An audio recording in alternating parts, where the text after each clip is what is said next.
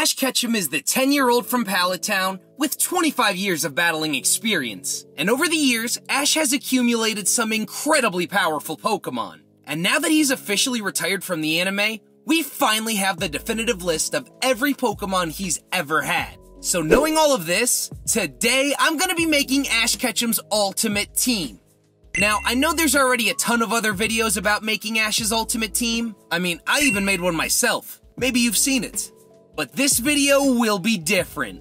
For this ultimate team, starter Pokemon are not included. Yeah, in pretty much every ultimate team video I've ever seen, around 70% of the team is just made up of starters. I mean, yeah, all of them are definitely great and some absolute powerhouses with awesome stories. But I'm gonna look to change it up a bit here. I mean, in 4 of Ash's 8 teams, his regional ace just so happened to be a starter Pokemon. Plus, the whole Charizard vs Infernape debate is just too tough to actually decide who's superior. So we're gonna avoid that altogether here.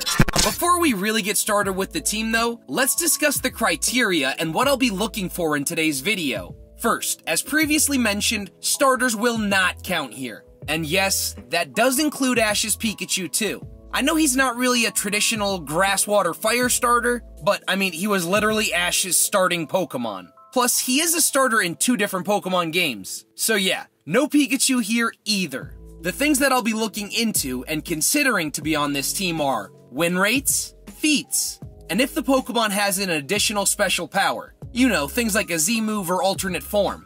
And finally, I will not be considering hypotheticals for this team.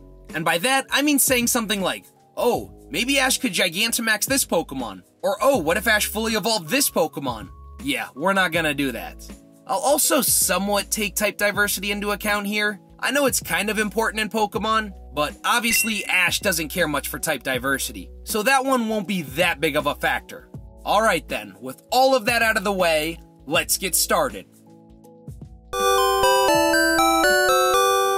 In the Kanto region, Ash had the following Pokemon, not including starters: Butterfree, Pidgeot, Kingler, Muck, and 30 different Tauroses. But then in the Orange Islands, Ash also caught Lapras and Snorlax. So from this Kanto team, I'm right away gonna eliminate Butterfree and Lapras. Both of these Pokemon were released by Ash. And even when Ash had them, they rarely ever did any traditional battling. As a matter of fact, they both only had 1 official battle each. These 2 were definitely memorable, but they will not earn a spot on Ash's ultimate team.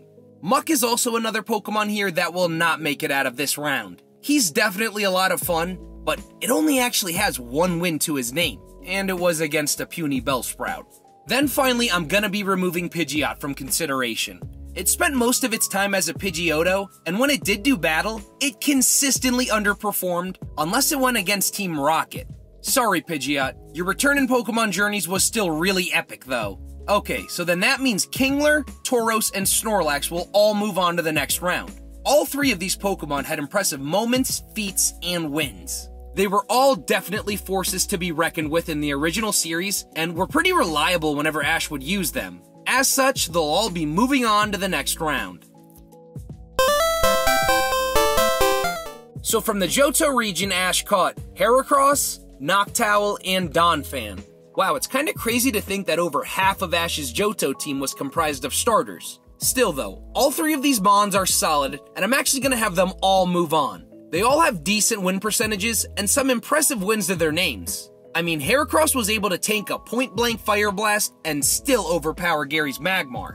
Meanwhile, Donphan had an impressive showing in the Battle Frontier, and Noctowl did some solid work throughout Johto, especially in its battle against Morty.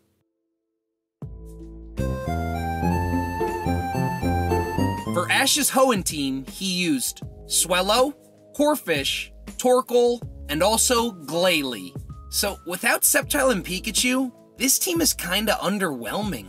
We've got Torkoal here, who's probably Ash's worst ever Pokemon ever, so naturally, I'm gonna remove him from consideration right away.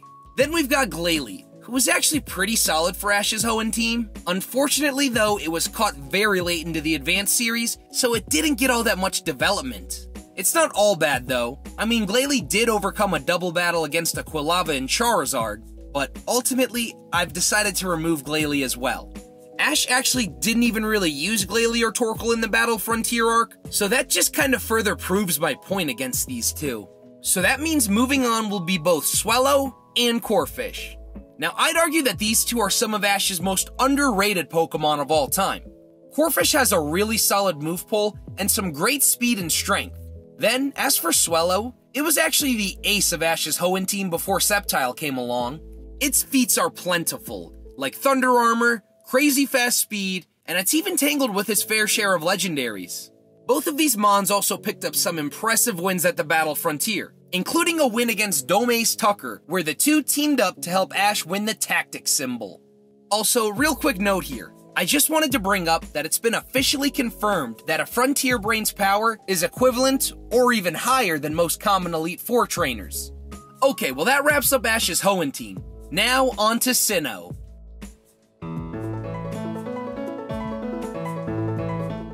Ash's Sinnoh team was one of his most powerful ever, and excluding starters, his team consisted of Staraptor, Weasel, Gliscor, and Gible. So unfortunately for all of these Pokemon, once Infernape hit the scene, they all kinda took a backseat to the Fire Monkey. But still, some of these Mons deserve to move on to the next round based on their earlier showings in the Sinnoh series. I think we're gonna eliminate Gliscor first from this team. Yeah, he definitely had a ton of personality and a decent story arc, but he was still a bit underwhelming for an Ultimate team.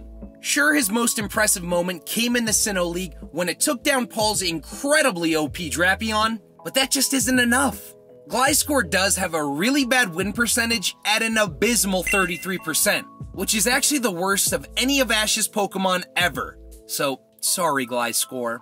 Also, this one took a lot of consideration, but I'm going to be cutting Gible. It's obviously not bad, but it just lacks power. If Ash were to fully evolve this thing, it would undoubtedly be much more of a beast. But until then, I just can't add Gible. So that means both Staraptor and Weasel will move on. Both of these Mons were big-time anchors for Ash's team in the early battles in Sinnoh, especially when it came to those early gym matches. And then both of them even picked up some solid wins in the Sinnoh League, but we'll discuss more on that in the next round. While in Unova, Ash caught and used Unfezant, Scraggy, Leavanny, Palpitoad, Boldore, and Crocodile. And guys, come on now. I don't want to waste any of your time here. Every single Pokemon besides Crocodile is getting the boot here. Hopefully this comes as no surprise to anyone, seeing how Ash's Unova team is his worst of all time. It's a little overpopulated and incredibly underdeveloped. Meanwhile, Crocodile was the bright spot on this team. It had a pretty solid arc as a Sand Island Krokorok following Ash, trying to prove its worth and join Ash's team. And thank God it did. Even though Crocodile was slightly underused, it still did amazing work anytime Ash did call upon it to battle. This selection's a no-brainer. In Kalos, Ash had an incredibly powerful team, which consisted of Talonflame, Hawlucha, Goodra, and Noivern. While the definitive ace of this team might be disqualified, all of these other Mons are still quite strong and impressive. Well, except for you, Noivern. Yeah, sorry Noivern, but you're kinda just bad. All Noivern ever really did was just take L after L after L. It's sad because it had so much potential and a really good move pull, but it just constantly underperformed. But then the rest of this team is great. We've got Talonflame, who's arguably Ash's best ever regional bird, who also just happens to have an incredible moveset. Then we've got Hawlucha, who's a Mon with a ton of personality and some underrated power and speed. It gained a ton of experience in Kalos while taking on Mega Pokemon and even tangling with a few legendaries. Then finally is Goodra. At one point, Goodra was arguably Ash's best ever Pokemon by boasting that impressive undefeated battling record. I mean, we all remember that one graphic, right? While Goodra might have not kept up with its training, it still deserves a chance to move on to the next round. Alright, now on to Ash's champion team from Alola. From the Alola region, Ash had Lycanroc, Melmetal, and Naganadel. So obviously all three of these Pokemon are amazing, and they're all pretty much Ash Ketchum exclusive Pokemon. But I still do gotta make some cuts here. And for this team, unfortunately, the one Pokemon I've decided to cut is Naganadel. Now this is absolutely not a knock against the Ultra Beast. It just has very, very little battling experience. It's only fought in like 2 real battles ever. And yes, against Kukui's Lucario, it performed very well, and the same can honestly be said about its performance against Tapu Koko. But I just don't think that's enough. This decision though was probably the toughest so far in this whole video. But with that being said, both Melmetal and Lycanroc will move on.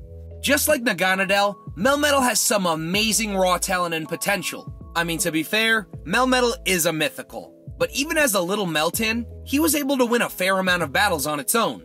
Overall, I'd argue that Melmetal has the most raw potential of any of Ash's Pokemon. Then, as for Lycanroc, what even really needs to be said? As a Rockruff, he was mentored by some of the strongest Lycanrocs in all of Alola. Then, upon evolution, it got this one-of-one dust form and easily became the ace of Ash's Alola team. It carried Ash through some major battles, like against Nanu, where it 1v3'd his entire team. Ash's whole Alola team was amazing, and having to cut Naganadel was very hard, but ultimately I think it's the right decision. Finally, we have Ash's World Champion team from Pokemon Journeys. And luckily for us, none of these Pokemon are starters. We've got Dragonite, Gengar, Sirfetch'd, Lucario, and Dracovish. It shouldn't come as a surprise to any of you, but I'll be having them all move on to the second round. I mean, come on! These guys tangled with legendaries and champions. They all have incredible power, and a few of them even have access to alternate forms and power-ups. Alright, well with all of that being said, let's move on to the next round. Now we'll be breaking down each of Ash's Pokemon's win rate, battle record, best feat, and if they have any special powers. First up is Kingler. It has 5 wins and 2 losses and comes in at a 71% win rate. And Kingler's best feat is taking down Mandy's entire team in the Kanto League. Then we've got Tauros, who has 3 wins, 2 losses, and a tie, which means its win percentage is 41%. It was able to defeat Drake's Venusaur, but its best feat is probably tying Frontier Brain Annabelle's Metagross. Then finally from Kanto, we've got Snorlax, who has 11 wins to his name and only 3 losses. That means he has a very impressive 79% win rate. Its best feat is certainly when it was able to take down both the Frontier Brain Gretas, Hariyama, and Medicham. And Snorlax's special power is being able to use 6 different moves in one battle. Heracross has 3 wins and 4 losses, meaning it has a pretty decent win percentage of 43%. And its best feat is certainly surviving a point-blank Fire Blast, then defeating Gary's Magmar in the Johto League. Wow, it's kinda crazy to think that Heracross, who's arguably Ash's best Johto Pokemon, has a losing battling record.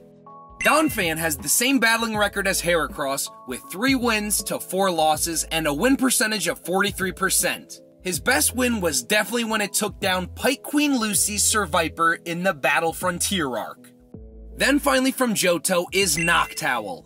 It has 3 wins and 2 losses, which means its win percentage is an even 60%. Noctowl's best feat was taking down 2 of Morty's Pokemon, being both his Haunter and Gengar. And while it's not really a special ability or power, Noctowl is shiny, which is cool.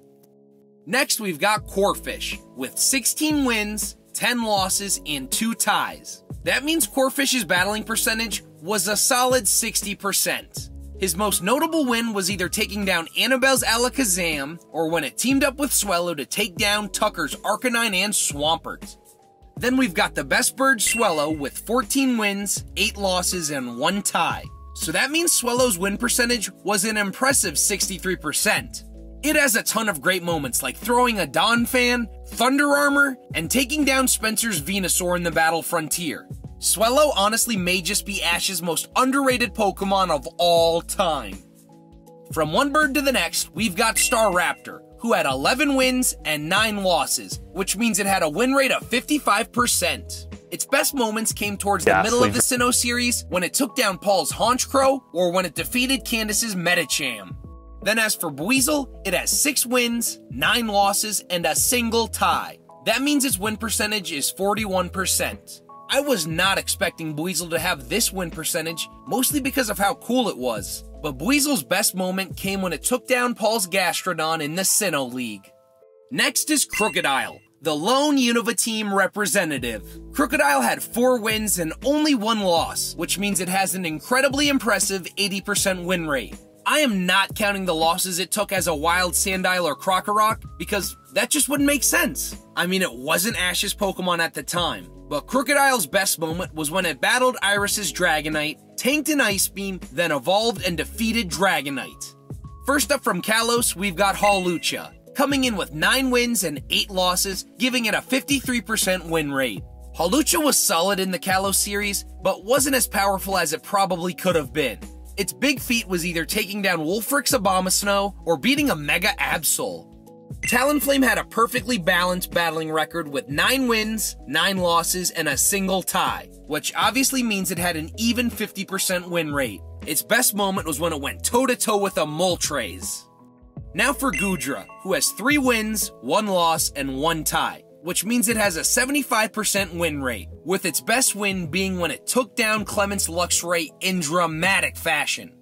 Now in Alola, we've got the mythical Melmetal. It finished with 3 wins and 2 losses, which means it had a 60% win rate. And Melmetal's best feat was when it took down Kukui's Empoleon. Then there's Lycanroc, who had 7 wins and 4 losses and a 64% win rate. Lycanroc had a ton of awesome moments and feats, like when he soloed Nanu's entire team, or of course when it took down Gladion's Lycanroc to win the Alola League. It's also worth noting that Lycanroc has a red-eyed rage form, as well as its own signature Z move. Now first from the Journeys team is Dragonite, who had 4 wins and 4 losses and came in at an even 50% win rate. Dragonite was the early star of Ash's Journeys team, and it had a ton of great moments like taking down both Karina's Mienshao as well as her Mega Lucario. But it was also epic to see it use Dragonite Meteor to take down Leon's Dragapult. Then we've got Sirfetch'd, who surprisingly had 6 wins and 7 losses and a 46% win rate. Sirfetch'd actually did great in the Masters 8 and was a solid support Pokemon. Its best moment was probably its performance against Cynthia, where it took down her Milotic and did some great damage to Garchomp. Ash's last ever captured Pokemon was Dracovish, and it finished its career with 5 wins and 4 losses, which means it had a 56% win rate. It didn't appear in that many battles, but it certainly had some great power. Dracovish's best moment was when it took down Leon's OP Rillaboom in the finals of the Masters 8. It's also worth noting that Dracovish has this hidden potential Dragon Scale thing, but that never really got explained. Next is Gengar, who finished with 7 wins, 6 losses, and 1 tie. That means Gengar had a 54% win rate. Gengar was certainly the most improved of this team, and its best moments were either when it took down Steven's Aggron or when it defeated Leon's Inteleon. And of course, Gengar has the ability to Gigantamax. Then finally, we've got Lucario, who won 13 times, lost 5 times, and tied twice. That means Lucario finished with an impressive 70% win rate. Lucario was the definite ace of Ash's Journeys team. It had a ton of epic moments throughout the series, but its performance against Cynthia in the Masters 8 was certainly its best. And I of course must note that Lucario can Mega Evolve, but even when it's in its base form, thanks to its Aura Bond with Ash, its Aura powers are much more powerful. Okay, with all of that information out of the way, let's finally build this team. Now that I've highlighted and discussed every remaining Pokemon, it's time for some more cuts. Right away, I'm gonna be eliminating any Pokemon that is not fully evolved. So that means goodbye to both Buizel and Corphish. You guys are certainly underrated Pokemon, but do lack any major firepower. So now, how about we actually start building the team itself? I'm gonna get the obvious picks out of the way early. The first spot of the new starters excluded Ash Ketchum Ultimate Team goes to Lucario. Hopefully this comes as no surprise to anyone. Let's just do a quick rundown of Lucario's resume. First up, he's got access to Mega Evolution. He also has an incredibly strong Aura Bond with Ash. He beat a Gigantamax Duraludon while in base, defeated Leon's Mr. Rime, and defeated Cynthia's 2 strongest Pokemon. Lucario's battling experience is also off the charts by taking on legendaries like Lugia, Mewtwo, and even Eternatus. The next obvious choice for this team is Lycanroc. Lycanroc carried Ash through most of Alola, and of course was able to win Ash his first ever regional league back when he defeated Gladian's Lycanroc. Mix in that, along with his Red-Eyed Rage mode and a signature Z move, and yeah, Lycanroc definitely earns its spot onto this team. And the final obvious choice onto this new Ultimate team is Krookodile. Krookodile can really do it all, and is a definite hard hitter who also has some underrated tankiness to him. While sure, he lacks a special form or move like the other members of this team, Krookodile simply doesn't care. His move pool is incredibly diverse, which gives him a good chance against any Mons with a typing advantage over him. Just looking at these three now, the synergy is perfect. We've got no typing overlaps with 5 different unique typings. All 3 hit hard and hit fast. However, I'm really thinking this team needs a tank. So with that being said, the next Pokemon being added to this team will be Snorlax. Of course Snorlax was going to be making this team. Snorlax is one of Ash's strongest Pokemon ever, and arguably his most reliable ever. Snorlax has never taken a straight up L in battle. He always takes at least one Mon down with him. Snorlax also has the incredible ability of using 6 different moves and has one of the best win rates of any of Ash's Pokemon ever. Now we've got 2 more spots left, so why don't we cut a few more Pokemon from consideration. The next to go will be Tauros. He's actually got some decent potential, but having a losing record and only 5 total battles is just simply not enough to make this team.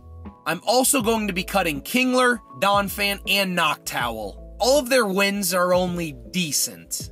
Okay, so with those cuts out of the way, now I can make a decision on the next Pokemon, which will be Dragonite. Dragonite is an absolute powerhouse. It carried Ash through some incredibly tough battles in the early days of Pokemon Journeys. She's taken down Mega Pokemon, Pseudo-Legendaries, and even Champions Aces. Meanwhile, Dragonite's moveset is incredibly insane. It's got moves like Hurricane, Dragon Dance, and its custom Dragonite Meteor. And also adding a dragon and flying type to this team helps us out a ton. Alright, we've got 5 of the 6 roster spots filled, and we still have a ton of great Pokemon left. We've got Mythicals, World Champions, and a couple regional birdies. But the final spot of this team goes to Gengar. Yes, this one was a pretty tough decision, but ultimately, Gengar is the right choice. He's arguably the best support Pokemon Ash has ever had, thanks to things like Cursed Body and Will-O-Wisp. And of course, Gengar has access to Gigantamax, which may have just been the biggest deciding factor of all. As for the reasons the others didn't make the team, Heracross just didn't have a respectable win rate, Swellow, Staraptor, Talonflame, and Hawlucha are all outclassed as the flyer of this team by Dragonite. Goodra and Melmetal both have incredibly impressive power and potential, but lacked any real battling experience. And then Sirfetch'd and Dracovish were both very close to making this team, but I just feel as if the Mons chosen do their jobs better and outclass them, but only by a little bit. Well guys, that's it. These 6 are undoubtedly Ash's 6 best non-starter Pokemon. Well guys, that's gonna do it for today's video. I had a ton of fun speculating on this unique team for Ash, and I'm very interested to hear what you guys think or what changes you would make to this new team. Let me know in the comments down below. Thanks guys!